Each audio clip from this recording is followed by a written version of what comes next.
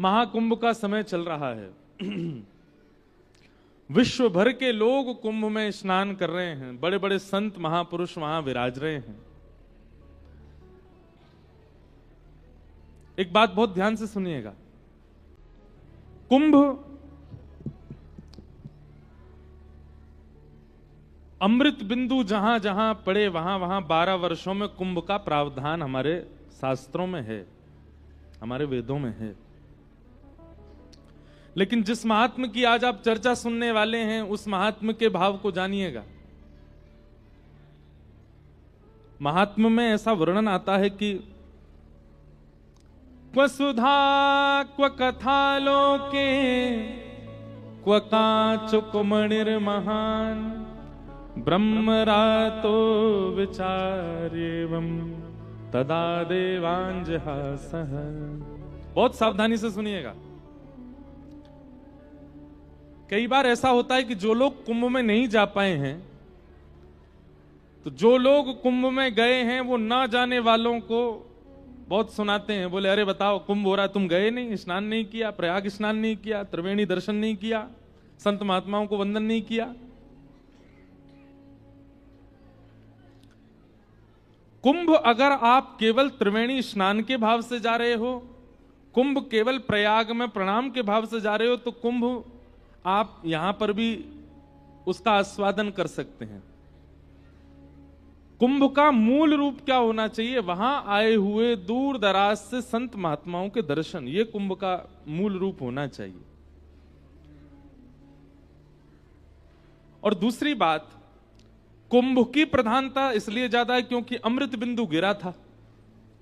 तो अमृत और श्रीमद् भागवत, इन दोनों के लिए तो भागवत जी के महात्मा कहा गया क्व कांच क्व मणिर महान। भागवत जी तो मणि हैं और अमृत क्या है? बोले कांच के समान है। महंगा क्या होता है? कांच महंगा होता है कि मणि महंगी होती है? हीरा महंगा होता है? हीरा महंगा होता है ना। लेकिन वहां जाकर के भी अगर कथा का आस्वादन नहीं कर रहे हैं, वहां जाकर के भी सुनी हुई कथाओं का नियम पालन नहीं कर रहे हैं, तो कुंभ जाना व्यर्थ है। लेकिन आप हिमाचल में बैठ करके, पंजाब में बैठ करके या कहीं और स्थान पर भी रह करके कथाओं का आस्वादन करते हैं, और आस्वादन ही नहीं करते हैं, अपने जीवन में उतारते भी हैं। जो व्यास जी कह रहे हैं, जो वक्ता कहते हैं, उस बात का आप पूर्ण रूपेण पालन भी करते हैं। तो आप जहां बैठे हैं वहीं कुंभ स्नान हो रहा है। यह बहुत आवश्यक है।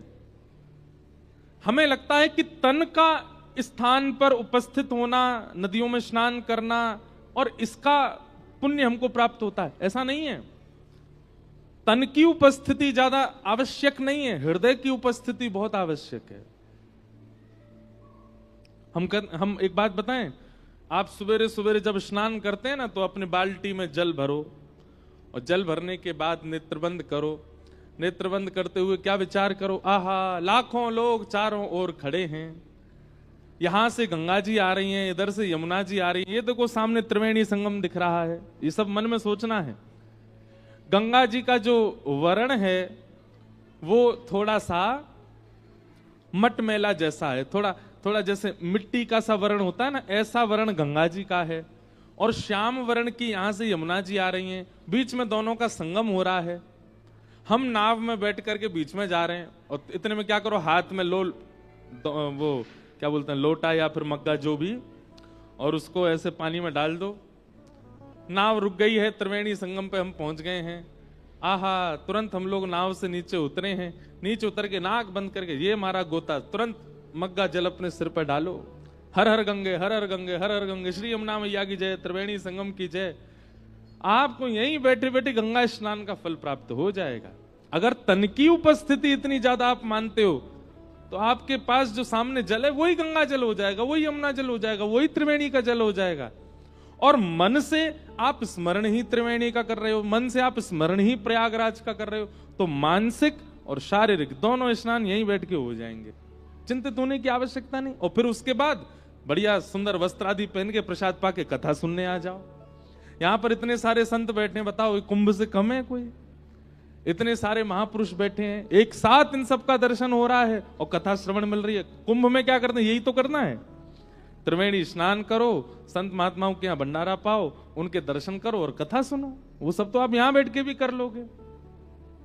तो एक प्रकार से अगर हम कह दें तो कोई अतिशयुक्ति नहीं, आज से आगामी 7 दिन तक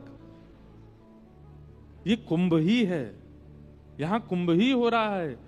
कुंभ त्रिवेणी प्रयागराज जाकर के पुण्य करने वाले व्यक्ति को जो पुण्य प्राप्त होगा वही पुण्य यहां ऊना में चल रही कथा या आपके शहरों में भी कहीं कथा चल रही है, वहां जाकर के भी इन नियमों का पालन करने से आपको वही फल प्राप्त होगा जो प्रयाग में स्नान करने वाले को है। इसलिए कोई निराश होने वाली बात नहीं कि हम नहीं जा पाए कुंभ।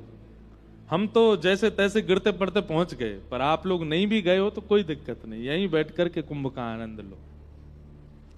साक्षात श्रीमद् भागवत जी सर्वोपरि है। यदि इनका आस्वादन प्रत्येक दिन आप करते हो तो प्रत्येक दिन ही आपका कुंभ स्नान है। बस वो आस्वादन होना चाहिए।